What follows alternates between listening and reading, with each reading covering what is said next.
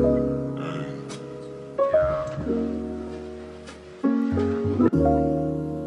is DJ Rubbish on the ones and twos.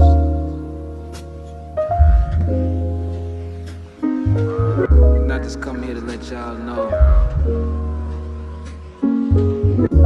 it's about to get real filthy in this mother. Still getting this Nutrient Valley bar in my teeth. All right, let's get started. Welcome to episode 70 of In Todd We Trust. 70, wow, that's a lot of episodes. Quarantine edition. So we'll be reviewing movies that are accessible on streaming platforms. Primarily, I think we'll do streaming platform originals. This movie actually was in theaters last year, so a little bit different. It's on HBO Max for you who want to check it out. Head to itwtpodcast.com to access spoiler-free one-sentence reviews and movie ratings, episode descriptions, Song of the Week playlist, movie soundtrack playlist, and a submission form to be a guest on the show. Reminder, I'm now in San Diego, so if you'd like to be a guest on the show, I either have to travel to you, you have to travel to me, or be in SoCal. You can always listen and watch the podcast every Thursday on Spotify, Apple Podcasts, and YouTube.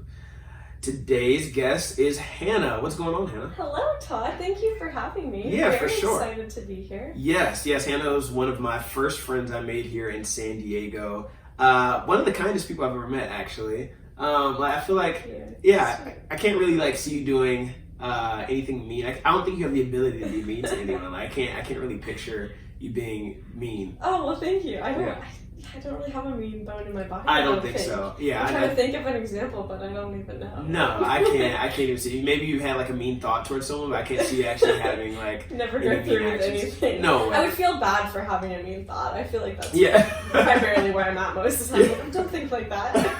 That's amazing. I can 100% see that about you. Met while we were playing volleyball. Now I will say I think you possess a lot of talents. Volleyball might not be one of them, which is all good. But I agree with you.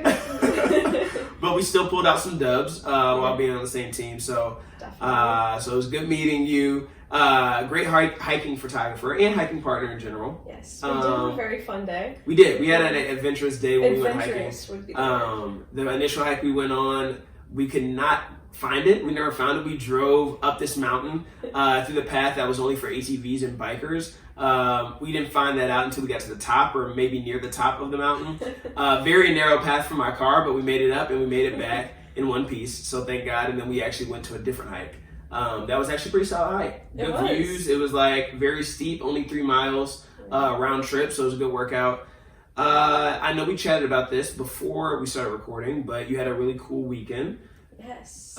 Really toasty weekend here in San Diego. For those of you who aren't aware, we are experiencing wildfires about 30 miles east of San Diego, which we are still getting some residual effects over here with the ash, and then also the smoke covering the sun, which came out to be kind of a cool scenery, but also kind of eerie on Sunday.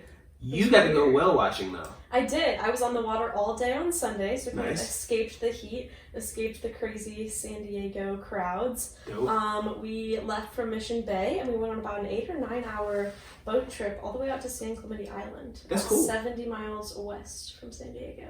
That is awesome. hike. Yeah. It was. Did you see a lot of whales? We did. We saw quite a few. We were on the hunt for blue whales, but we only saw Brutus whales and a minke whale. Okay. But still just quite the sight to see.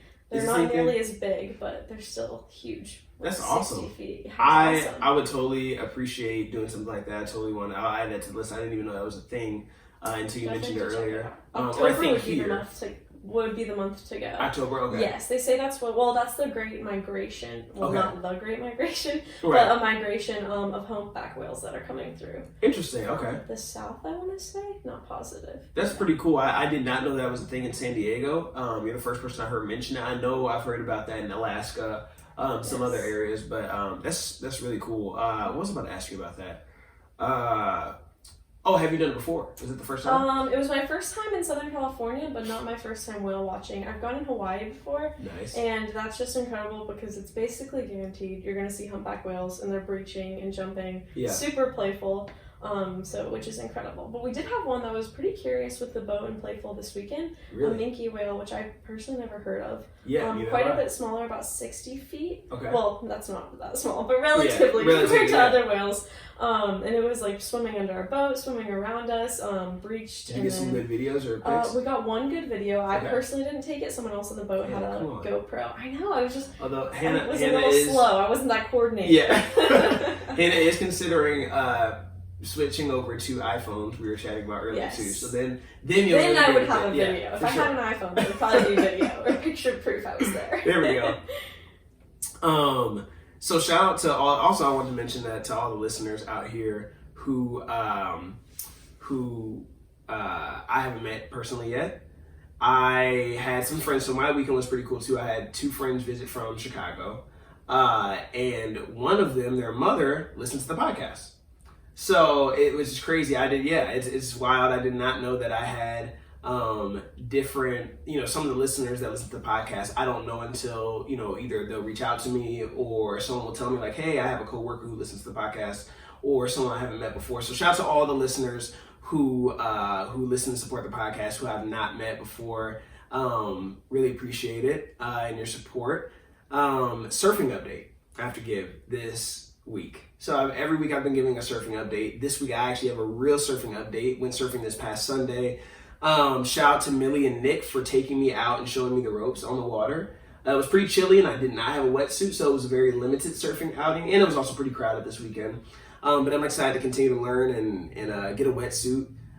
Been shopping wetsuits. I was just showing you I had some pulled up and saved on my laptop, and went to Rick Crow this weekend. So if you have any suggestions on wetsuits, I'm all ears if you're listening. But yeah, I'm excited to continue to surf. It's very tough.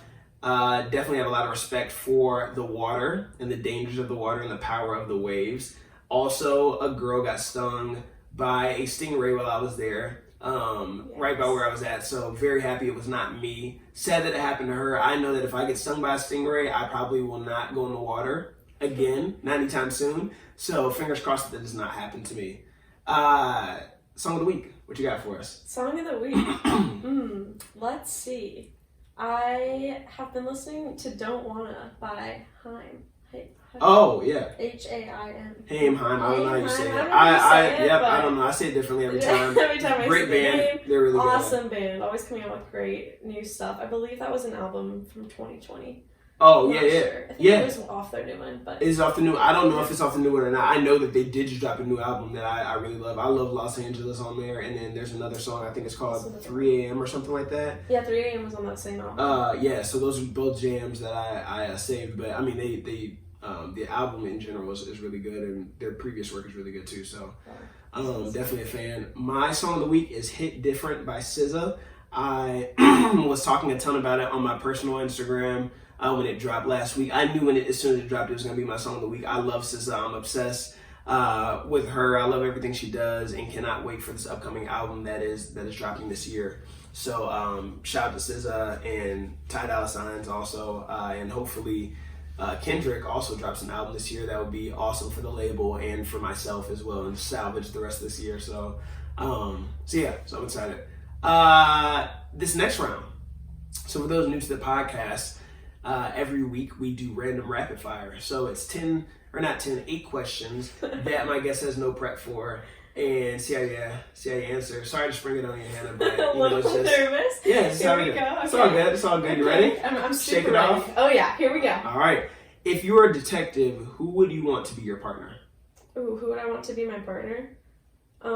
My mother, I would say, because she's already my partner in crime and everything. Nice. And I feel like we might not actually get any work done because we laugh the whole time. Yeah. But at least we'd be having a good time and we wouldn't get bored. That's all that matters, right? Not the actual crime, just having fun. Have you ever? Wait, what is this? I didn't finish the sentence, but I do remember what I intended to write. Have you ever spied on anyone before? Ever spied on anyone before? Well, In terms of spying, physically spying, Instagram stalking.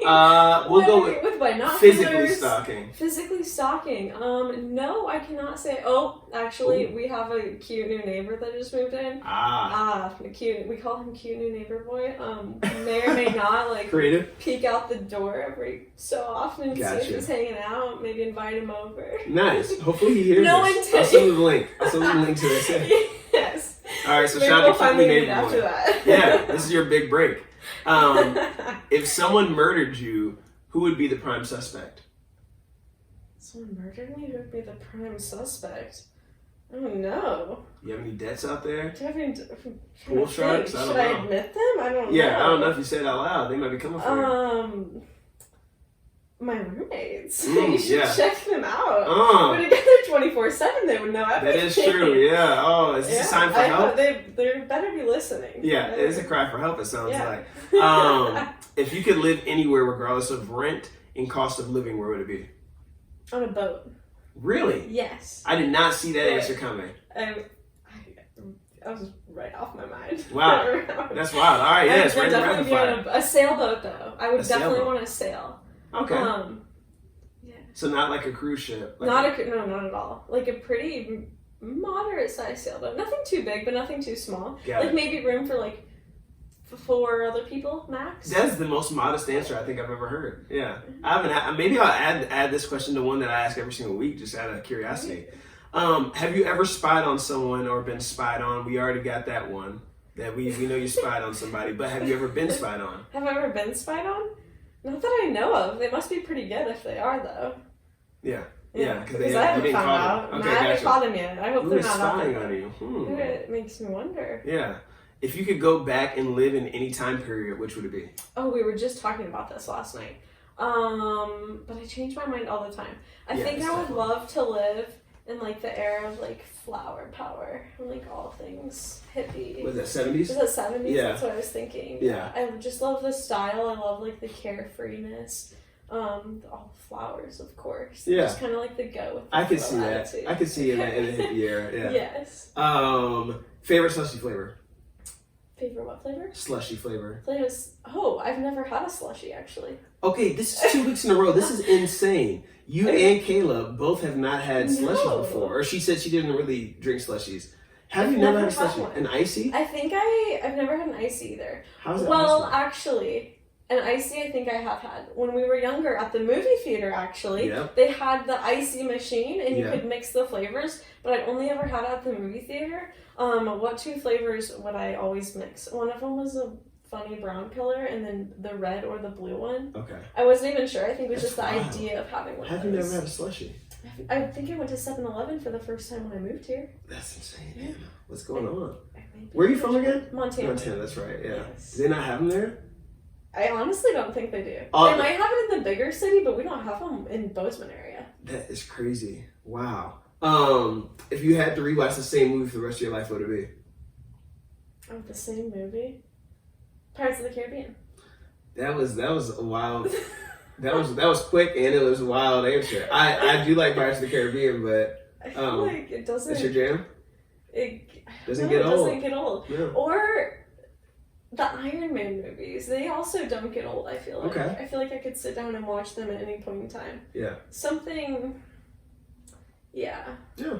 Hey. To each his own. I feel like those are super random movies. They're random. I did not say coming. I mean, the answer for these is usually it always throws me off a little bit what people choose. It's already good. You're never disappointed. It also it's entertaining. Yeah, I mean, it's by all means. For all ages. Yeah, It just it's it's a classic. You know, Disney, right? Yeah, I love Disney. Or Disney. is that Pixar? No, it's Disney. It's definitely Disney for Pirates of the Caribbean, and then Iron Man. I guess Iron Man is technically Disney now because it's with Marvel and they bought Disney, or Disney bought them. But all right, let's get into this movie here. Motherless Brooklyn. IMDb description for the movie: in 1950s New York, a lonely private detective afflicted with Tourette's syndrome ventures to solve the murder of his mentor and only friend. Movie released November 1st of 2019. Notable cast: Edward Norton. I cannot pronounce this girl's name, and I meant to look it up before this. I think it's Juju, and I won't even try to pronounce her last name. But Laura in the movie. Laura, yes, okay. Laura in the movie, beautiful actress. I love her and everything she's in. I actually just talked about a show that she's in, the morning show on Apple Plus. I mentioned that a couple weeks ago. But anyway, Alec Baldwin, Willem Dafoe, who I just learned how to say his name correctly. If you just heard me, I was about to say it incorrectly again. I thought it was William Dafoe, and I'm sure a lot of people listening also thought it was William Dafoe, but it is Willem Dafoe. I don't know why his parents named him that, but it is, and I'm sorry for saying it wrong the whole time. Bruce Willis, Bobby Cannavale, I think that's how you say his name, or else I'm just messing up a ton of people's names. And then Michael Keith Williams, also in this huge list of stars in this movie, stars for the cast. Did not realize all these people were in this film until I started watching it. Edward Norton was the director and writer for this movie. He's the only film he's directed prior to this was Keeping the Faith, that came out in 2000. Novel, because it is based on a novel, is by Jonathan Lethem. The movie was 2 hours and 24 minutes. So, pretty lengthy movie. And a ton of people, like I said, a ton of people in the cast. This is the first movie since we've been back from quarantine that I've done that was actually in theaters. And obviously did not come out this year, came out last year. And I actually meant to review it last year. And it was in select theaters, so didn't get a chance to, but I was excited about it when it first came out. I do like Edward Norton. What were your thoughts when, obviously I shot you a list of a couple different movies to choose from. What made you choose this one? What kind of stuck out, and what were you expecting before watching it? The list you gave me was very good. All the movies did, I was interested in. Yeah. But this movie specifically, because it did say mystery crime in the description that I read when I looked at these movies, and it had Edward Norton in it. Obviously, I can't really pass up a movie with him. I don't think I've seen a bad movie with him, especially since he was the main character with Tourette's syndrome. I was interested to see how he did play that role. Right. So that was kind of like the main factor, and then I feel like the description doesn't give a whole lot into what it will be about. So that was interesting to me, because it said mystery crime and you're wondering what the mystery is. Exactly, yeah. Yeah, it definitely did not give a ton, which I think they did a good job of not giving away a lot, and not really, it's kind of misdirection in a sense, because sure, it is about the murder of his friend and mentor, but obviously, you come to find out that it's a lot bigger, broader corruption. Which a lot of times with mystery films and crime movies that ends up being the case. But it was. I thought it was. I was super excited about it, and as I was watching, I will also Edward Norton, like you said, I haven't seen a lot bad with him. Superhero fans out there, we know him as the original Marvel Universe Hulk. Before they switched to Mark Ruffalo, I actually preferred Edward Norton. I do like Mark Ruffalo a lot as well, though. Mark Ruffalo, I think, does a great job in pretty much everything he's in as well. And I am a fan also, like you said, of crime and mystery, detective movies. So, I feel like this was right on par, pretty much. The private investigating portion of the movie, obviously, the premise and what they do and what Lionel or Edward Norton in the movie does. Definitely not a profession that you think someone with Tourette's would have, which was a nice spin or take on this. It was just an interesting piece that they added in there, but it's definitely like the worst profession to have Tourette's in, except for maybe being like a librarian. But like, it definitely. Oh, I 100% agree with you. Yeah. The reasoning for like adding that bit in there, I'm not sure, but I think they like fulfilled it very well. 100%. I think Edward Norton as an actor was incredible with 100%. How. He portrayed himself as having the syndrome, and also how the whole movie and anybody he interacted with, how they too reacted, and how it made his job, like you could definitely tell things in his job as a private investigator that made it worse, or things that would help him out. Yeah. So I thought that they covered that really well without making the whole movie about him having Tourette's. That makes sense. I 100% agree, and I think that I've talked about on this podcast before, and I talked about it actually last episode, in regards to movies where someone has a disability of some sort, where a lot of times the entire movie then is about them having a disability, or it's like a side plot that kind of takes away from the actual movie. And I liked in this one, it was just who he was. Like, it wasn't like we had to go back and see, his whole, obviously he mentions it and alludes back to being a child and, being bullied about it. He briefly talks about it, but again, it doesn't take up the entire plot, and it's not like something that, that's the main focal point. It's just about like, hey, this guy just happens to have Tourette's. Exactly. It was his character. It was his character. And like you said, he played it amazingly. It is creepy, as I was watching this and just kind of watching the methods in which they found and obtained information about people. Kind of creepy to think about how easily people can get information on you, or someone can follow you and you not know it. Again, like you said, if someone spied on you, they've been doing a good job. But obviously, even now, more so with technology and the ability that we all do it. We creep on social media. We see someone tells you a name, or you meet someone, you look them up on Instagram, you look them up on Facebook, whatever. And it is how, obviously, this is all information that you're willingly putting out there, but it is still creepy sometimes to remember and think about that. And me as a Orange Theory coach, or anyone who has kind of a job where people can kind of come and look up information about you pretty quickly. If anyone met me or want to know anything about me, they can sign up for an Orange Theory class, and they know exactly where I'm going to be Monday through Thursday, exact times, and anyone can sign up for a first class free. So if anyone just finds me on Instagram or let me check this Todd guy out, I'm gonna go to this class and I don't even know, So it can be kind of creepy at times, but when you kind of think about it, most people I think aren't serial killers or crazed citizens, but it is kind of creepy sometimes to think about. Very frightening. I'm always worried I'm gonna miss something with detective movies. So, and especially, this is a pretty lengthy one, and you could tell early on in the movie that it was gonna be one where you had to pay attention to pretty much every detail. Mm-hmm. This movie, I think, did a really great job of recapping and clearing up questions as if you weren't paying attention, or I shouldn't say if you weren't paying attention, but if you kind of missed something. Again, as information is coming out, there's naturally things that, I didn't catch that, or that tied into that. I think also with him having a photographic memory and him kind of recounting some of the information, it allows you to also look back and say, okay, I got that point now, that they've kind of rehashed it. Yes. Oh yeah, I completely agree with you. It's a good point that you made, because there was one point in the movie, I did pause it. Yeah. And I was watching the movie with my roommate, and I was like, wait, hold on a second. I have to clear some of the people up. I was like, this person, I don't want to give away too much, obviously. Yeah. We spoil it here. Oh, we do spoil? Yeah, okay, spoil spoiler alerts, everybody. You're going to have to watch it. But I did pause it probably with about 45 minutes left. Yeah. I was very confused about Paul and Laura's father. Got it. What was his name?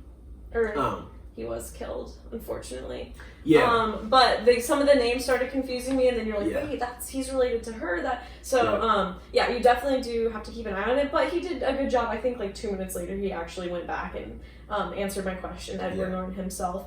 But I do have to say, I finished this movie willingly. Obviously, also watching the podcast, that is rare for me. I feel like it's hard for me to watch movies sometimes, because unless they draw me in the first 5 minutes, I'm like, I don't really know. Yeah. But this movie definitely, from the first minute, was gripping. You're like, wait, what? 100%. Yeah. So it started off really fast paced. Yep. Which was awesome, and then you just kind of were along for the ride, and I feel like I was shocked almost at every event, or you had questions, and you didn't answer them right away. And I think that's what kept it a good mystery thriller, because some of them you watch and you're just you could have solved that, you kind of guess it before it happens. But this one, I have to say, there wasn't really anything that I saw coming. I was pretty shocked actually by the our main culprit, honestly, who he was and the power that he held. Yeah, I agree with you 100%. I think that, similar to like you said about some movies kind of miss the mark, in my opinion, by, trying to be covert with some of the clues and things like that. And, an example I'll give is the movie Inception. Right. I didn't understand that movie when I finished it, and it wasn't good enough, in my opinion, for me to go back and try to put the pieces together. I don't want to have to watch a movie 10 times to understand it. Right. No. It's just unnecessary. It's unnecessary. Right. So if you do that, I think some people do that, and it's ooh, the movie's just so deep. And I'm like, no, you missed the mark. You didn't properly tell the story. If majority of the population is completely confused when they finish it. Right. So I think this movie did a great job of having these clues that we didn't see coming, but then also fully explaining it. You understood at the end. You're 100%. Wow. Yeah, 100%. Mm-hmm. And I think that they did a great time. I didn't have to watch, I didn't have to read 3 articles after to understand. I have to Google what happened to these characters. Right. They did a great job of proposing a ton of questions, but then also answering them. And you're right. I think from the jump, very first scene, I was completely engaged. Definitely the longest movie I've reviewed in a while. I mean, 2 hours and 20, yeah, 2 hours and a half. I mean, basically 2.5 hours is a long time for a movie. And at no point was I bored or I was wondering. A lot of times with long movies, there's points where there's lulls and you'll say, okay, this scene could have been cut out. Or like, okay, what are we doing what's here? What's taking so long? Yeah. There was none of that, you're right. There was none of that. And I think part of that is because they did a really great job of, and when they, I mean, Edward, obviously it's based on a novel, but Edward Norton, directed, written the screenplay, and then obviously was the lead actor in it. He did a great job of putting us in his shoes and us going along the journey of figuring it out. I think sometimes in movies, like you said, we know the ending, or we know they'll allow, I can't remember what the term is actually for theater, but when the audience knows something that the main characters don't know, they didn't do that, and I hate that. We see that someone did something shady, but then the head character, they don't see it for the end. And you're like, oh, I already figured this out. And it's so frustrating, right? Yes. So I like with this one where we're all in the dark. We're all figuring it out as he's figuring it out. So I think that was a really great point in how they did this movie. And again, I just thought it was a really, really good movie. They did it really well. I was surprised in the opening scene right away. Not very many movies is one of the main characters killed off that quickly. Yeah. Bruce Willis. Especially a big name actor. Yes, a big name actor. You're thinking, well, you read it in Edward Norton and then it's Bruce Willis. Yeah. And you're thinking, oh, he's the main part of it. Sure, yeah. And all of a sudden, the very first couple scenes, it starts right away. And so I think that was a good indicator of, okay, this is going to go somewhere interesting. Yeah, what's going to happen now when he's gone all of a sudden? Yeah, absolutely. And I think that it was first 16 minutes. I was looking at the runtime. First 16 minutes, they did not miss. They were just going, and it just sucked you in. Didn't stop. And like you said, I think sometimes with movies, especially if you're not someone who's a big movie watcher, but even for myself, if a movie doesn't grab me in the first 5 to 10 minutes, I'm out. 100%. I do that all the time on Netflix, where I start something and I go, hey, this is not hitting right now. We're going to turn this off. I'm sorry you didn't grab me. So I think this one, like you said, from the very first scene, it almost felt like the movie had a head start. You felt like you started, it was like, wait a second, I already missed a scene. It was just exactly. going. I usually if I'm going to watch TV or watch a movie, I turn it on as I'm making dinner. So I go to the TV, I turn it on, sit down and try to find it on HBO Max, and all of a sudden I'm watching it. I'm like, this never happens. Usually I can be doing something else while I'm watching it. No, but yeah, definitely. For all the listeners, you guys have to check it out. Definitely worth checking out. Yeah, definitely worth. If you haven't already, then definitely stop listening now and go watch it, and then listen to the podcast, because it is definitely worth going through and figuring out the mystery together. Like I said, it's definitely worth that. The opening scene, like I said, I was nervous the first 16 minutes. I was, you felt that character. I think, again, he did a great job of putting the audience in Lionel's position. I felt like I was him. I definitely felt how he felt throughout the movie. I was confused when he was confused. When he figured stuff out, I was equally as shocked, and so they did a great job there. Anxious for him too. Some of the things he did alone and where he went. Yeah. Kind of wanted to watch your back. Yeah, absolutely. This movie is set in, we mentioned it in the description, but movie set in the 1950s, and I think I had to keep reminding myself of that, because certain technologies just weren't available 70 years ago. And sometimes with mysteries or crime movies, there's a lot of times, and I talk about on this podcast all the time, and sometimes even have a whole section of the review where I'll talk about where things just don't make sense. And I'm just make it make sense. And what happens is, with movies that are set in current times, we know there's so much technology that it's very hard to commit a crime. And it's very hard to commit and get away with it. Much as get away with it. Get away with it. It's very hard to commit a crime, get away with it multiple times. So the days of a bank robber who gets away with it years and years, or a serial killer, that doesn't really exist now. When's the last time you heard of a serial killer on the loose that has killed, 30 people are killed and we have no idea who it is? That doesn't happen these days. Mm-hmm. There's too much technology out there, GPS cameras. Everyone's always watching. Everyone's always watching. People talk. There's just too much out there for that to happen. So I think that was smart that they put it back. They put it back here 70 years ago, where some of that stuff wasn't available, and it makes sense why they weren't able to, identify quickly with license plate, or they weren't able to quickly why someone can pull a gun out in broad daylight and they're not scared about someone seeing it, or witnesses or cameras or anything like that. So again, I think that's a good tool here. Not only just the detective piece, and kind of going back to the days where detective movies and even the music that they used in this movie felt very nostalgic. I'm saying that as if I'm 70 years old, I lived back then, but But still, I think they did a great job there. Sometimes it's really funny. I thought about this in this movie when Bruce Willis gets shot. And sometimes in movies where there's gunshots, he got shot in the side, I'll say to myself, like, oh, they can survive that. And it's so funny because I say it as if I'm a nurse or something, or like I'm a doctor, and I have no experience with gunshot wounds. But I'll be like, oh, okay, yeah, no, that's cool. That's just he'll like, survive. Like, who am I to say if someone... Right, that was my very first thought. I was like, oh, there's no way Bruce Willis is dying. No. Like, he's going to live through this, and then they're going to go on together to figure this out. Yeah. And very quickly we find out that is not the case. Yeah, it is confusing. But could he probably survive today? Yeah. Maybe. I felt like he could have. Yeah, 100%. Based on like other movies and stuff like that where people get shot. But again, going back to... he's been shot far worse in other movies. Right, yeah, so yeah, if he made it through Die Hard, then come on. He can make it through. Same way. I mean, in this same way, it kind of ties back into the time period. So if they were in this time, then yeah, you would have to make it a little bit more real. You'd have to get shot in the head or something, Right. But kind of going back, it makes it a little bit easier.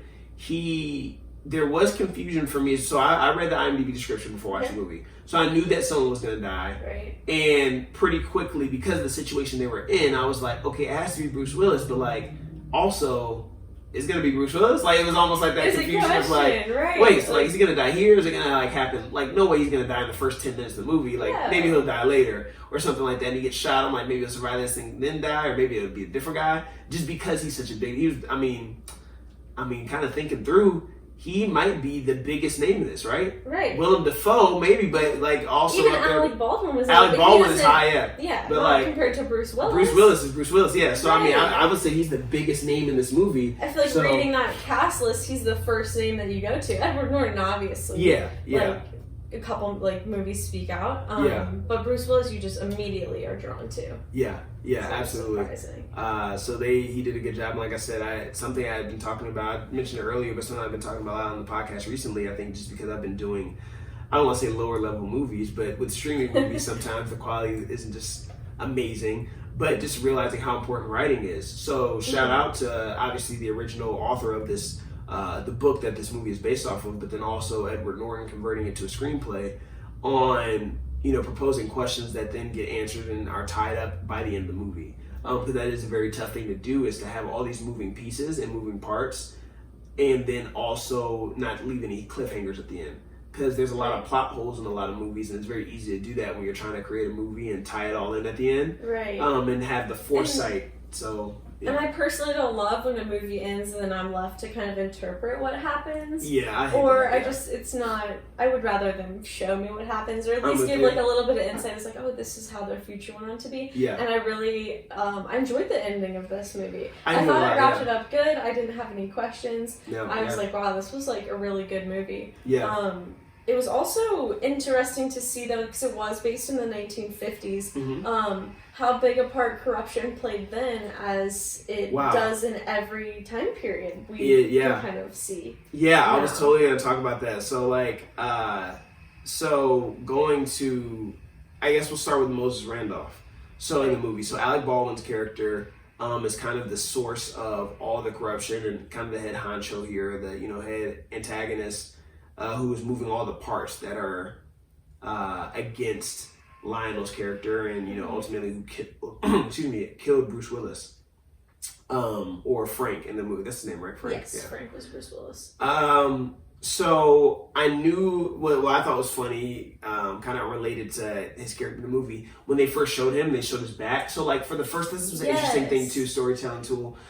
And it just kind of goes to show how identifiable he is. And I never thought about it before, but for the first, I want to say 60 seconds to 2 minutes of Alec Baldwin being introduced in the movie, they showed his back and they showed him without showing his face. Mm-hmm. And then slowly they showed his face. But before even seeing that, and before even knowing Alec Baldwin was in the movie, I knew it was Alec Baldwin.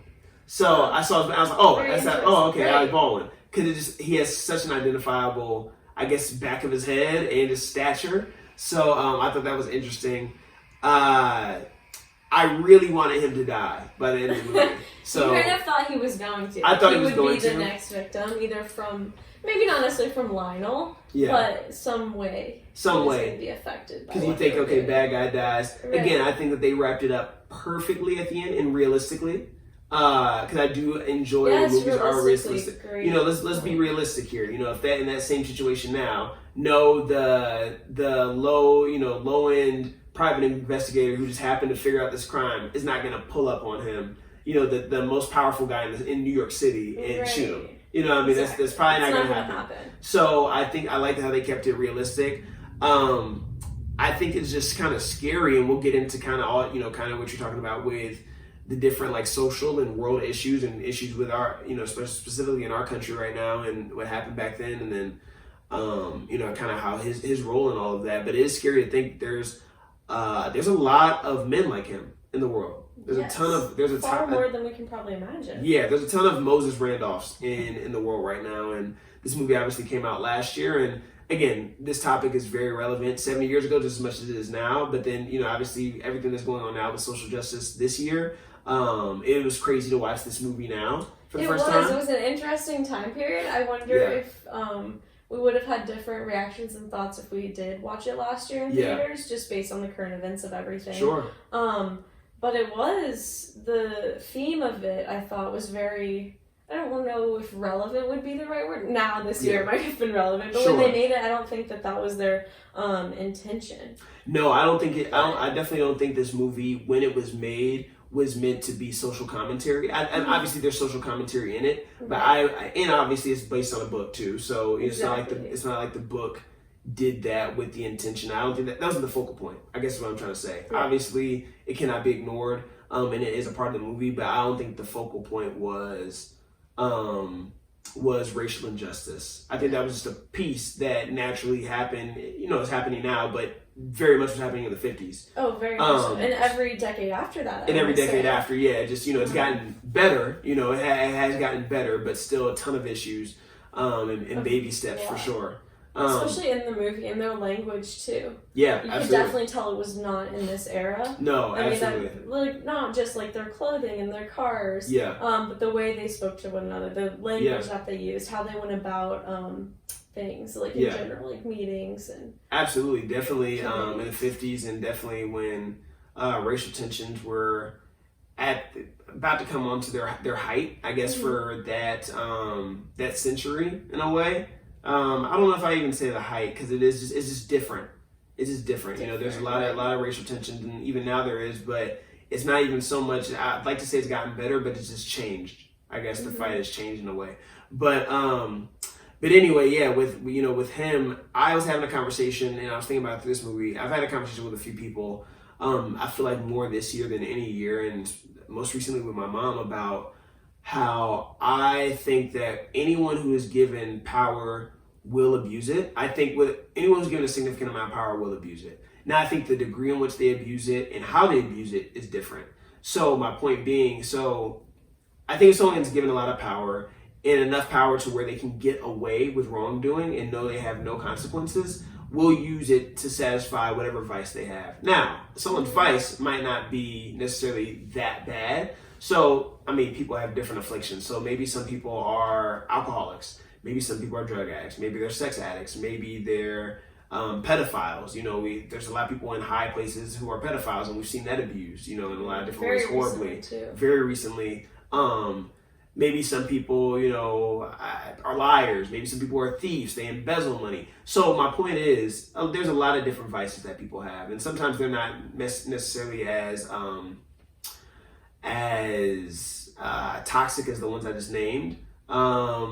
I mean, I'm trying to think what's something that, you know, I deal with. I have a bad sweet tooth. But I have a horrible sweet tooth. But, you know, the example I was giving, I think, to her and maybe someone else I was chatting with was, let's take, and obviously right now, you know, a lot of the conversation around police brutality has been, you know, a big topic over the last couple of months, and obviously not something that's new. Right now, it's just being recorded, and it's important to understand that you know, there's so much conversation around. I think in my perspective, it's important to not generalize anyone. That's something I feel very strongly about, not generalizing any group of people, and looking at the individual or individuals involved. And, you know, so with police brutality, understand that not every police officer is a bad police officer. There might be things that need to change in the system, but, you know, identify the ones who are bad. I was actually having this conversation with a police officer for San Diego. who actually patrols the Pacific Beach area. I met her through a friend, but she happens to patrol this area too. And she was like, yeah, people should be outraged. Like, those cops should be dealt with in XYZ, and the public should feel this way. But it's also important to recognize that we're not all bad. And I 100% agree with that sentiment. Some people don't agree with that. I totally do agree that not all are bad. 100% agree with and you can't do that for any group of people. No, that should be the case for any literally any all. group of people. Like, Yeah, you can hate like anything. Yeah, that's just how I think that's how we should always react. 100%. Like if one person makes a mistake, if one person messes up, if something goes wrong, I don't think they should be associated with everybody else that holds that 100%. title or position. I think we do need to start being more vigilant on how we kind of like approach those issues of individuals instead of like generalizing everybody and throwing them all in that group, because then that gets dangerous too. 100%. So, and you know, there's so many issues with that, and I think media plays a huge role in inciting violence and division and everything. But anyway, I brought a police officer, so I said, hey, my point is, I said to my mother, you know, let's take a police officer whose kid runs a red light. And another police officer pulls them over, gives them a ticket. Chances are, if their father is the head of, or it's just a police officer, but let's say they're even higher up, like, you know, their head chief or whatever the title is, chances are they're probably not going to pay that police. They're probably not going to pay that ticket, right? They're going to get off. Now, is that a severe or super malicious crime or abuse of power? No, not really. Like, that's not going to piss me off too much as a citizen, or, you know, they didn't hurt anyone by erasing that ticket. However, it is an abuse of power. Like, at the end of the day, it is illegal for them to, you know, take that ticket away. That person broke the law, and now they don't have to because of a connection and the power that their parent has. Right. So, again, if you have, and I think most of us would do that. I'm sure that if my dad was a police officer and I had a parking ticket or I ran a red light and he was the one to pull me over, he's probably going to say, all right, hey, go home, stop running red lights, right? Yeah. He's probably not going to write me up a ticket if you pull me over. Right. Does that make him a horrible man? No. Is it abuse of power? Yeah, by definition, it's abuse of power. So I believe that most people, again, if given power, will abuse it to some degree. Yes. And I think with the movie too, Alec Baldwin himself had a whole conversation with Lionel about abuse of power specifically, and his role as he plays as the most powerful man. Right.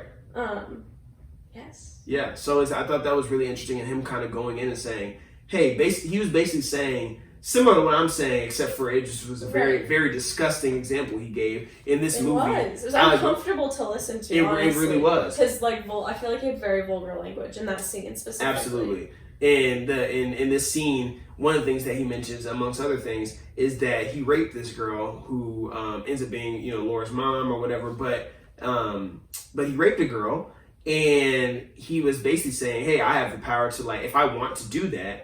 And obviously in this time in the 50s, even worse, because he was like, you know, if I want to rape a colored girl, because it was a black girl that he raped, and even more so, again, being able to get away with it then, he was like, I can do that because of the power that I have, and because, you know, I, you know, whatever, own the hotel or whatever the case is, you know, example he gave. Mm-hmm. And again, very disgusting. Very disgusting. But, or that he felt like that he could also say that and get away with it. And get away with it. He's admitting all this to this private investigator. Which is in the 1950s, but really how much has changed in that respect. Nothing's changed. Like, No. I believe that there's probably men and women too. I don't want to discriminate against any gender right now, but like, people, I'm sure, can still say that and get away with it if they hold positions of power, whether we hear about it or not. Yeah, it's crazy to imagine. And that's the disgusting part. I think that, you know, if you see something like that, you get frustrated.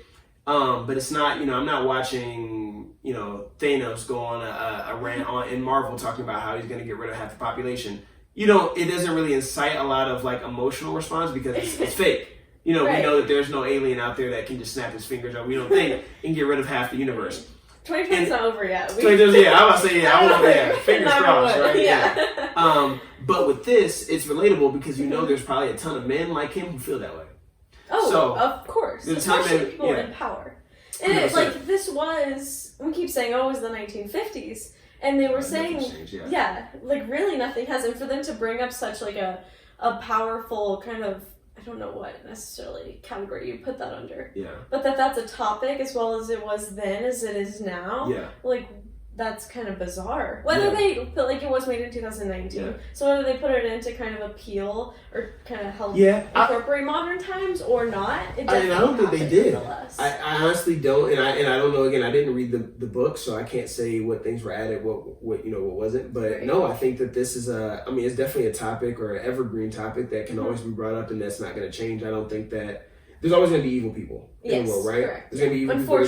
Unfortunately. Because there's good people. There's always going to be amazing people. Right. It's because it's a spectrum. Like, we really can't compare the amazing people without having the ones that are It's just the way it is. There's good and bad. That's just the way it's always going to be. And, what the conversation is now with, with any type of reform is just holding bad people accountable for bad actions.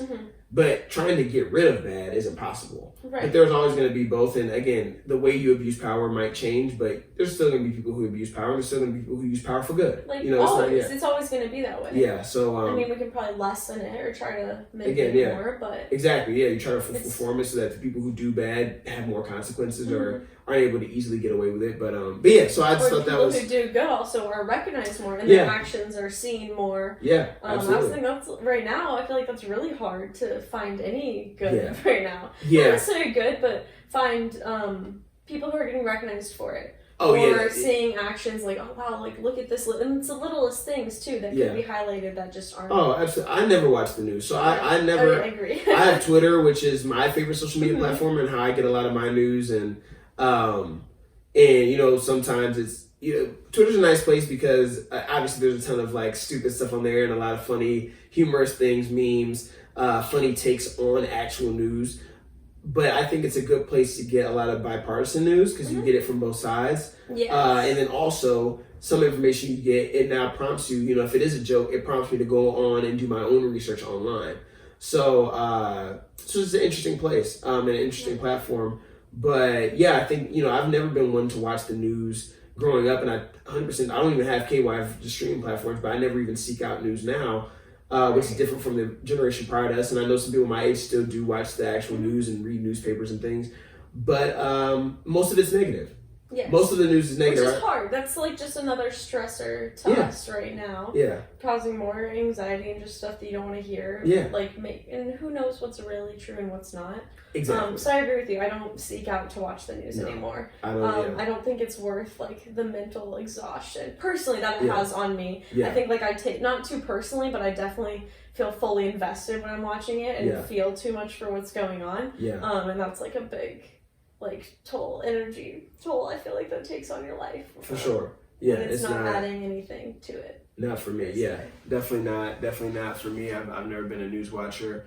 But yeah, it is interesting to see, some of the, even in this movie talking about just different systemic racism that still exists today. And, in here they, briefly tuck on what was going to be the start of gentrification because of Alec Baldwin's character Moses Randolph in New York City, and specifically Brooklyn and or Harlem, that they were gentrifying at the time. And it's crazy because now fast forward 70 years and those areas are very much gentrified. And it's very commonplace now. It's not even a huge, I'm not saying not a huge thing because there still are protests about it and people are still outraged about it, but it just happens so often now where you see, I just moved from Detroit prior to coming to San Diego, and they're in the process of a lot of gentrification. And, in some ways it is good, not the gentrification portion, but in some ways it's nice to see the people who are really trying to improve neighborhoods without pushing out the people who are natives to that neighborhood. Right. But unfortunately, there are areas where it is like, hey, get up out because we're putting the shopping center here, or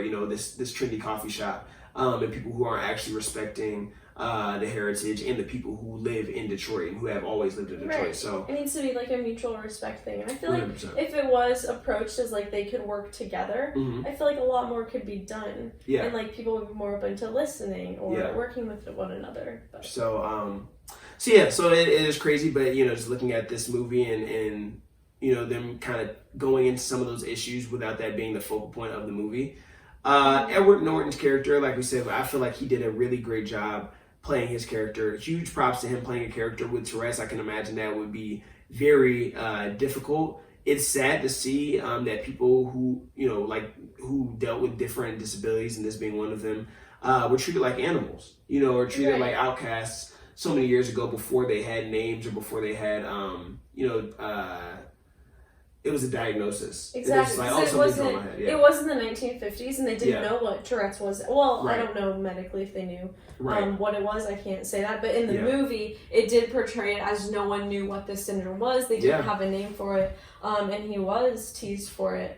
And like growing up in the orphanage. Oh, which gives the name of the movie, Motherless. It took me a minute to figure out, but I got that part. Yeah.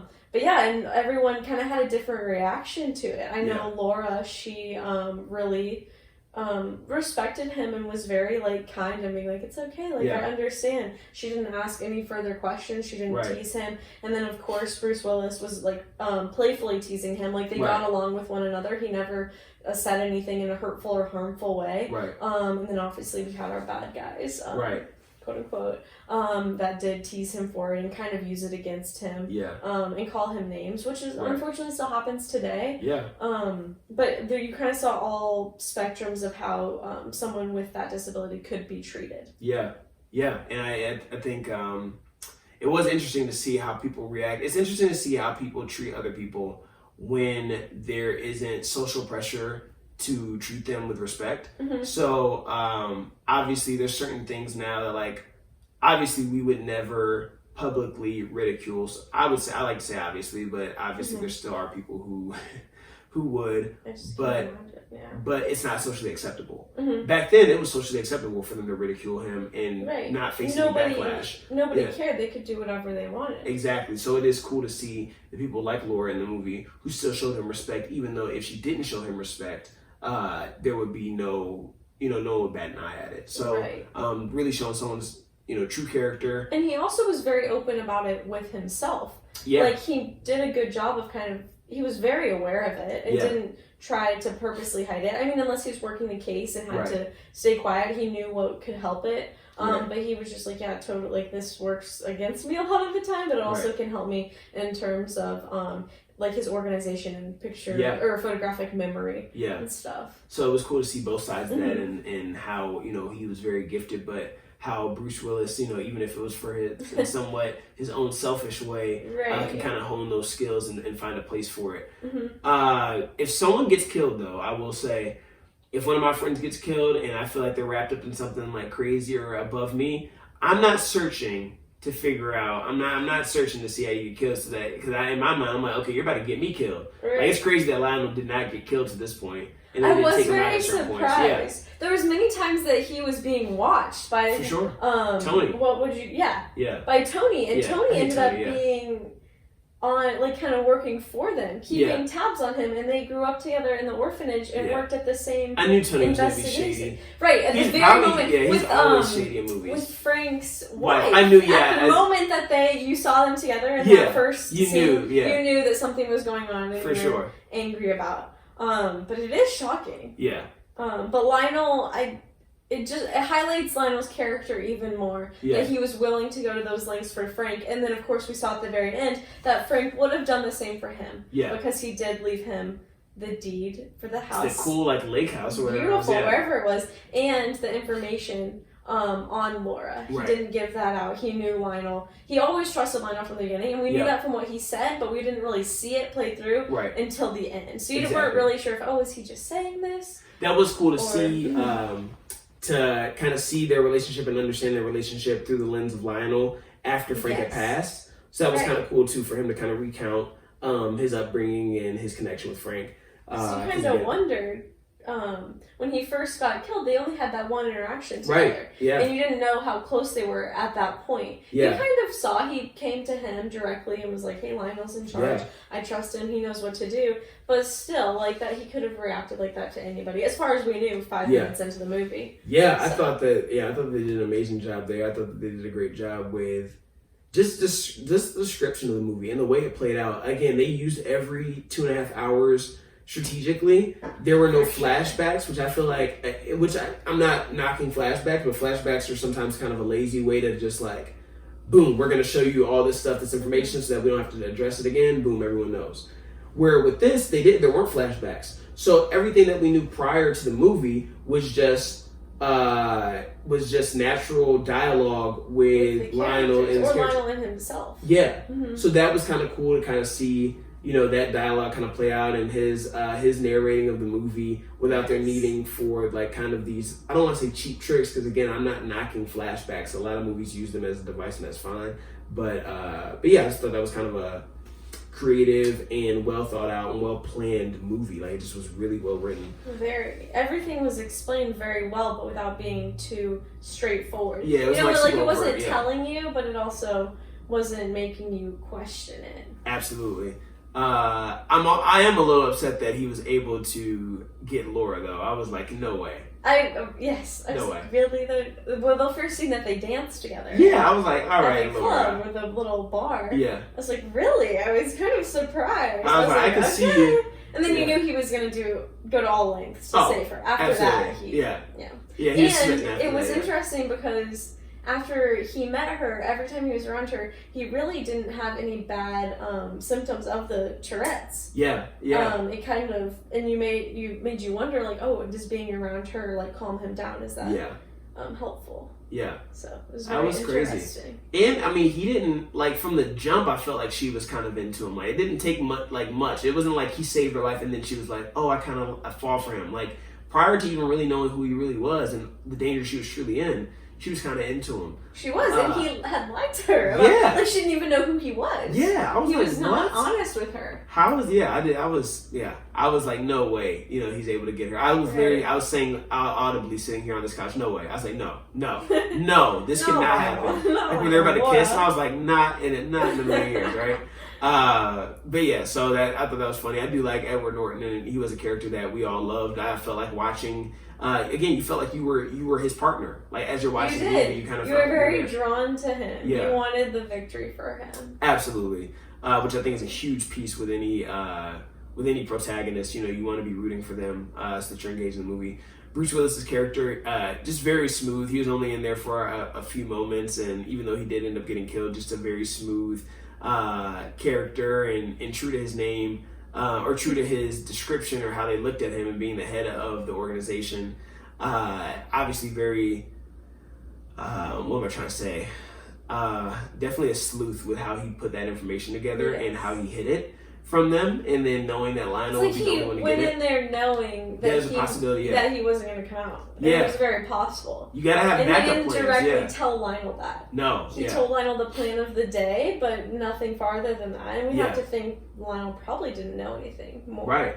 Than what he told him before going into that room. Yeah, and for him to know that, okay, if I do go out, he'll have my hat, and Lionel will be smart enough to recount the information and find it. Right. I just thought that was really cool, and it wasn't corny at all. And again, he gave him just enough information to where it wasn't too much. And yeah, so I just thought they did a really great job with that. His wife was obviously fed up with, was definitely fed up with him. Hence the hookup with Tony. I thought that was just so dirty with Tony. Very uncalled for. Made you wonder, was that going on before Frank died? Yeah, I think it was. Did they just finally admit it after, Frank's gone, this is fine now? And how cavalier he was. I was not a fan of her. What is her name? I always forget. The actress? Yes. I love her as an actress. Yes, but she's awesome. Yeah. And then in this movie, just threw a wrench in it. Yeah. I was like, oh, she's like this. Yeah, she was very dismissive with the death, and it kind of. She was almost glad. It made you wonder, was she part of the death, or was she part of? I thought there was going to be some type of connection. I'm glad that they didn't go that route. Right, and then she never really came back into it. Which was cool. I liked that they didn't make it all about their relationship or her anger towards him. Like, they brought it up once, you were aware of it, but then it went right back to Lionel and what he was doing to figure it out. Absolutely, yeah. So I'm with you on that. I'm glad they didn't harp on that too much. I also like that they made Frank human, and he wasn't just like this figure that was like perfect. And they did break it down. They're like, hey, realistic, like, Lionel goes in at, near the end, and it's like, hey, realistically, he was greedy, and he was a regular gumshoe trying to like make a good deal. Mm-hmm. And then I like the ending of Lionel using the leverage and the information he had to, instead of trying to just get money off him, show that like, okay, it was him really caring about Laura, right. And if it meant that she could stay safe and they leave her alone, that he'll leverage that information. So him doing it, just being selfless in the character, and him all the way to the end, when he had all the power in his hands. just being true to his character and having integrity there. Yes. So I thought that spoke a lot about him, and still being truthful with Laura and telling her, what actually happened. And just being straightforward. It didn't keep it from her. Yeah, so I respected everything about how he went about the final moments and as he figured out the mystery. Tony, I was not a huge fan of him. The twist at the end, totally didn't see it coming. I did not see. If anyone watched this and you're listening to this review and they're like, "Oh, I put it together," then please let me know because tell me at what point, because I did not see it coming. Yeah, not at all. It reminded me. It's very similar. I don't know if you ever watched the show How to Get Away with Murder. And now that I'm thinking about it, depending on when this book was written, I'm assuming it was written a while ago. How to Get Away with Murder kind of took some pieces of that, and I'm sure it's been done before. There's only so much you can do with different movies and plot lines, but had a similar twist in it in one of the seasons. When he was reading that birth certificate, I was out loud like, "No way!" Yeah, I was like, "It's not him." Yeah, I was like, "Really? That's how they did it?" Because you really thought it was gonna be Paul, right? When they thought it was Paul. Oh, okay, it's Paul. You're like, "Oh, that makes sense." No wonder they thought they met at that committee meeting, and then he was like now giving him all this information. Right. Like it just made sense, and then you kind of like, "Oh, duh." But like, no. It was crazy. He had a quote. Willem Dafoe, Paul's character, or Willem Dafoe's character, Paul, had a good quote: "Satisfaction won't unburden a tortured heart." Yes. I thought that was interesting. And I kind of agree with it in a way. I don't necessarily agree with lying. Not necessarily, I don't agree with lying. But I do agree that sometimes certain information isn't worth telling someone because sometimes it unburdens the person telling it and just harms the person that they're telling. Especially, the saying ignorance is bliss. I do agree that sometimes is the case, and it's like, I do think when it comes to the birth of, who your father is and all that stuff, that's information that, hey, you don't have the right to keep that from someone. Right. I do believe, though, sometimes there is information that is better left just, hey, there's no need to tell them, it's only going to bring them heartache. But yeah, what did you think about that quote? It definitely did. When he said it, I did re-say it in my mind. I was like, oh, wow. It was pretty significant and pivotal at that point in the movie. Yeah. Because you thought, my initial thought was, okay, he doesn't plan on telling Laura himself. Yeah. Which I wanted him to. Yeah. When he knew that Lionel knew and that Lionel was probably going to tell Laura, I wanted him to be the person. Yeah. That he was like, okay, it is time. It's gone too far. Her safety is more important than the politics of this. But will you read it back to me one more time? Yeah, the quote is, where is that? Satisfaction won't unburden a tortured heart. Yes. Yeah. So you think about Laura and her character and what she's doing, in the city and who she's involved with and who she knows, and she isn't totally aware of what's going on or that she's such a significant part in everything. Right. And then it makes you wonder, you're like, well, will this be do you want her to know, basically? Yeah. Because she is doing so well, and you know that it would crush her if she actually found out the truth. Right. But yeah, it makes you wonder what if she had a choice. Yeah. What she would want to know versus not know. Yeah. It's why, and it is crazy that she was assuming that Paul was her father because she was doing math in her head, okay, look at my father, look at my mother, because they was told that Billy was her father. Exactly. She's like, hey, and so she finally admitted to him, and she was like, okay, but obviously you already knew that. yeah, and then we found out that it wasn't even Paul. Right. So just wild ending there. Overall, though, I thought it was a very solid movie. One of the best last year in hindsight after really watching it and thinking about the movies I saw last year and reviewed. Wish I would have watched it sooner. I feel like the music was great in it well. It just fit that old detective type feel. It really did. Classic crime detective movie. Didn't realize the amount of big actors in the movie, and I thought it was really good. I wonder if it is loosely based on true stories. I mean, I'm sure the people who... It's not far from it. I feel it's very realistic. There's definitely people in positions like that who do operate this way. So I just thought a really great movie. Awesome. On a scale of 1 to 10, what would you rank it? Scale of 1 to 10? Mm-hmm. it around a 7. 7? Yeah, I thought it was. I really liked that it had a plot that like led somewhere. Yeah. Instead of just all these events happening and then just okay, that was all. Like that was the end. Yeah. I like that. I like kind of what would the word be?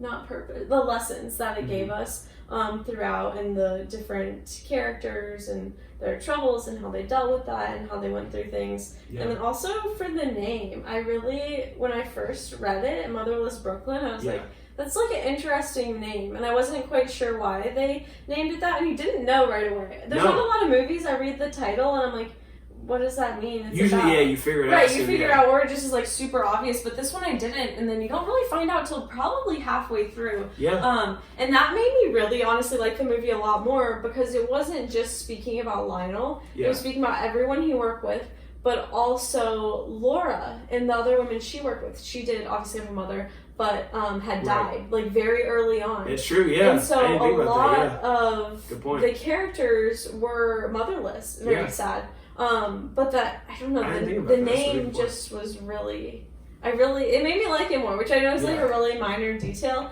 but I think they really did a good job with all the little things in this movie that we may not think about, but made it like a really good movie. I'm glad I watched it. Like I told you earlier, like I finished it. I mean, that's a pretty big deal to watch a whole movie in one sitting. I can't tell you the last time I did that. It's a long one. It was a long one. I was a little nervous starting it, I have to admit. Like I pressed play, and on the bottom of the screen, you know how you can see like your progress. I was like, wow, I have 2 hours left. Oh, when I started, I was like, oh my god, it's 2.5 hours. Yeah, I was definitely dreading sitting for 2.5 hours, but again, I'm glad I did, and I thought it was a really great movie. So if you have time, I totally would recommend it. I give it a 8.6 out of 10. That's pretty high ranking for me. It's a very high ranking. It's I really enjoyed it. I thought it was a really, really great movie, and like I said, in hindsight, it was definitely one of my favorite movies that dropped last year. So I highly recommend, top of the list, to check out if you have some time. And the characters, like the actors that are in it, you really can't get much better than that. Yeah, in terms of all of them together in one movie. Great cast, and they all did a great job, and shout out to Edward Norton. Yeah, really great movie. I'm sad that he did not get enough recognition when it came out last year, because I felt like he definitely wrote it, directed it, and started it. Right? Yeah, great job by him. Any movies or shows that you've watched during quarantine that you suggest people to check out? Yes, I'm a little behind. Okay. People probably have already seen it, but House of Cards has really drawn me in over quarantine. I love it. I can't believe I haven't watched it before. Yeah. But the new season does come out in November, so I'm trying they have a new season coming. They do have a new season coming. This is the last one, right? It's the very last season. It's only 8 episodes. Okay. But I'm on season 5 or 6 now, whatever one's before this one coming up. Yeah. So looking forward to finishing that, and then for the new one to come out. That's in terms of TV shows. We also, what else did I just? I did watch House of Cards. I think I watched the first 3 seasons, and then I fell off. You do kind of fall off in the 4th or 5th season. It slows down a little bit. You're like, not it was that first through wild. Oh my gosh, that first season I couldn't stop watching. It was crazy. Wild show, yeah. I feel like, what movie did I recently watch too that was really good? Well, this one obviously. Yeah. Actually, I don't know. Probably I haven't watched a different movie. Yeah. I haven't been to the theater in a very long time. Yeah, it's been some time. The outdoor theater's been open. Oh, the one where you sit at the screen, like, outside. The only problem is they don't start till, like, 9 o'clock. Oh, There's no way I'm going to make it late, if it's starting at 9. There's literally no way. I gotta go check I've fallen asleep in everyone we tried to go to. That's so nice. I have really no recommendations as far as that. Yeah, just get it up there. Or new shows. A show that I'm excited about that just dropped today, or obviously we're recording the podcast a day before it drops, so it will have dropped yesterday if you're listening. Woke. Lamorne Morris from New Girl is starring in a show that's a Hulu original. It's about Keith, who is an African-American cartoonist on the verge of mainstream success when an unexpected incident changes his life. He has the ability to talk to cartoons. In this, it's kind of a quirky, interesting take on the real-life cartoonist Keith Knight, who also is the producer for this show. So looks interesting, looks like it's going to be humorous, and also speaking on social issues right now. So yeah, looking forward to that. Really? It'll be an interesting role for him to play. coming from, mostly comedy. So yeah, that is my, I guess, what I'm excited to see, and I can't necessarily recommend it because I have not watched it yet, but excited to watch. So I'll probably check that out today sometime. So looking forward to that one. Yeah, I think it'll be solid. I like him a lot. So that is all. Yeah, that's all we got for this week. Anything else you'd like to add, Hannah? Thank you so much for having having for me sure. Thanks for coming This over. is such a great surprise. I was very excited yesterday. Good. I woke up to this text. Or I'd gotten off the boat. I'm still not watching. Yeah. And I didn't have service out there, and it popped up when I got back into service, and I was very excited. I was like, no way! I'm gonna be a guest on Todd's podcast. So, it's a lot of fun. So I'm glad you could come on. For sure, yeah. Thank you so much for having me. For sure. We'll have to go hiking sometime again soon. Oh yeah, we'll find another one. Yeah, we gotta find a good one that actually is an actual that we know how to get to. That will be for people. Maybe we should have specified that in the Google search. that we can actually walk on. Yes. Thank you all for listening. Until next week, peace.